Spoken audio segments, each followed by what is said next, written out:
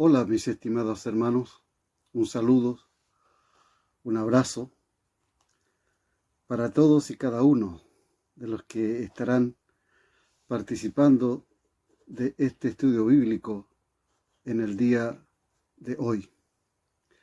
El estudio bíblico número 4 del libro La Iglesia en las Casas.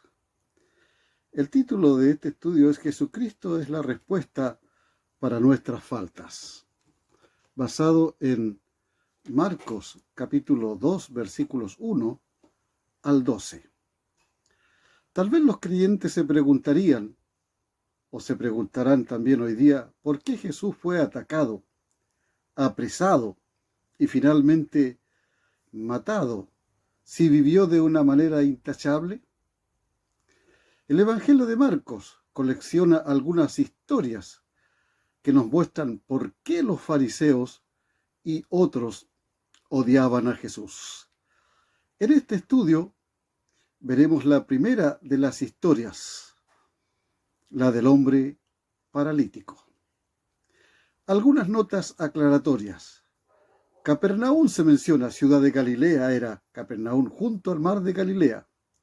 Era la frontera entre los estados de Filipo y Herodes Antipas, con una guarnición romana al mando de un centurión, encargado de 100 soldados, quien había construido la sinagoga, según lo dice Lucas capítulo 7, versículo 5. Gran parte de la vida pública de Jesús se desarrolló en esta ciudad, lo dice Mateo capítulo 9, versículo 1.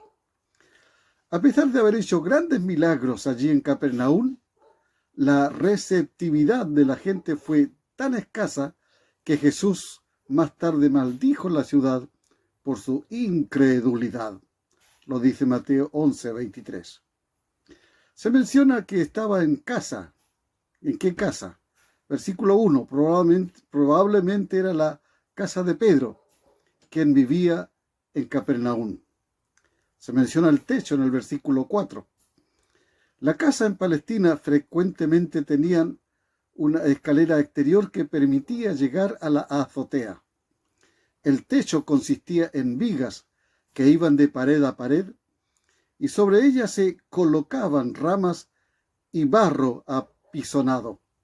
Los hombres dice que comenzaron a hacer un hueco en el adobe para bajar al paralítico. Se mencionan aquí los escribas en el versículo 6. Eran personas especializadas en la ley mosaica, título que era dado a los rabinos. También se les llamaba doctores de la ley. Al cesar los profetas del Antiguo Testamento, los escribas se ocuparon de la interpretación de las Sagradas Escrituras, transformándose en los conductores del pueblo. Se menciona el Hijo del Hombre, versículo 10. Era un título para el Mesías que surge de la literatura apocalíptica judía. Leer Daniel capítulo 7, versículo 13 al 14. Fue el título preferido por Jesús para sí mismo. Básicamente, el título tenía las siguientes connotaciones. Primero, enfatiza la divinidad del Mesías. Segundo, es el que tiene la misión de juzgar. Tercero, Jesús unió esto a la figura del siervo sufriente de Isaías capítulo 53. De esta manera, el Hijo del Hombre es el Mesías, Dios, que viene a juzgar y salvar por medio del sufrimiento y la entrega de su vida. Algunas preguntas exploratorias de investigación. ¿Para qué le traen al paralítico a Jesús? ¿Por qué Jesús le dice, tus pecados te son perdonados? ¿Por qué acusaron a Jesús de blasfemo? ¿Qué implicación tiene que el Hijo del Hombre tenga potestad para perdonar pecados? Vamos al desarrollo y significado de este estudio. Primero nos habla de la fe del ser humano. La fe de ellos, dice el pasaje. Fue la fe de los amigos lo que llamó la atención de Jesús y motivó su acción. Dios actúa por oraciones y acciones de otros. se mencionan en muchos pasajes de la Biblia.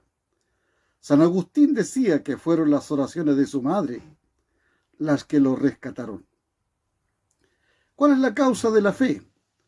Los amigos no creyeron que ellos iban a salvar al paralítico. Ellos tuvieron fe en Jesús al ir y ver lo que él decía y hacía. Ellos vieron que Jesús hacía lo que Dios había prometido hacer por medio de su Hijo, el Mesías. La fe tiene un riesgo. La fe implica riesgo. El riesgo de que Pedro los echara por romper su casa. El riesgo de que Jesús se enojara. El riesgo de que su fe fuese defraudada. Y el riesgo de que si no tenía éxito lo que ellos buscaban, se iban a reír los demás de ellos. La fe implica acción. La fe de ellos no fue contemplativa, sino que llevaba la acción. Cargaron al enfermo, lo llevaron a Jesús, subieron al techo, hicieron el hueco, lo bajaron. La fe en Cristo implica una acción voluntaria por la cual nos arrepentimos de nuestro pecado y entregamos nuestra vida a Cristo. La fe tiene un objeto o un objetivo. El objetivo de la fe fue Jesucristo. El objeto de la fe cristiana no es una doctrina, no es un credo, es Jesucristo. No es un asentimiento intelectual, sino que es depositar la confianza en una persona poderosa, Jesucristo. Ahora, la fe tiene un resultado, una consecuencia. Sus pecados fueron perdonados y el hombre fue sanado. Dios premia la fe, lo dice Hebreos capítulo 10, 35 y el capítulo 11 de Hebreos 11, 6. Lo otro que observamos es el perdón divino. El perdón de nuestras faltas es el mayor de los milagros. El hombre fue llevado a Jesús por causa de una enfermedad por parte de los amigos, una enfermedad física que tenía este hombre. Pero Jesús no olvidó aquello que era más importante, la salvación de la vida de este hombre enfermo y pecador. El perdón de nuestras faltas es lo que necesitamos. Dios en Jesucristo le dice al paralítico que de ahora en más es una persona inocente, de que sus pecados le fueron perdonados, que su vida pasada, lejos de Dios, ya no es obstáculo para relacionarse con el Señor. Es preciso que Dios, o ante Dios nosotros reconozcamos que somos culpables para que Jesucristo nos haga inocentes. El perdón de nuestras faltas solo puede ser obtenido a través de Jesucristo. Los escribas tenían razón. Solo Dios puede perdonar pecados. Jesucristo lo hizo y con ello demostró su divinidad. Nuestras faltas no pueden ser perdonadas por un sacerdote, no pueden ser perdonadas por un pastor, ni pueden ser perdonadas por un psicólogo. Solo Jesucristo puede perdonarnos.